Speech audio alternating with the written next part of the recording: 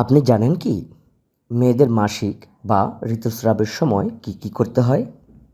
মেয়েদের মাসিক বা ঋতুস্রাবের সময় পুষ্টিকর খাবারের পাশাপাশি প্রচুর পরিমাণে পানি পান করতে হবে।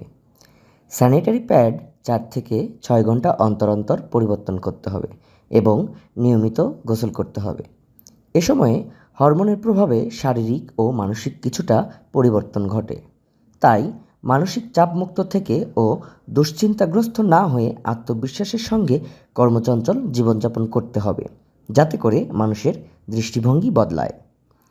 মেয়েদের মাসিক বা ঋতুস্রাব বিষয়টি স্বাভাবিক হলেও এটি নিয়ে মানুষের দৃষ্টিভঙ্গি এখনও স্বাভাবিক নয়। এমনকি পিরিয়ড নিয়ে পরিচিতদের কাছে তাচ্ছিল্যের শিকার হন অনেকেই। যদিও দিন দিন মানুষের মধ্যে সচেতনতা বাড়ছে, পিরিয়ডের প্রথম অভিজ্ঞতা বেশ ভয়াবহ ও বিব্রতকর হয়ে থাকে। পিরিয়ডের সময় অনেকেই ভয় ও লজ্জায় কাউকে কিছু জানায় না। এটি পরবর্তী সময়ে কিশোরীর মানসিক ও শারীরিক ঝুঁকির কারণ হয়ে দাঁড়ায়।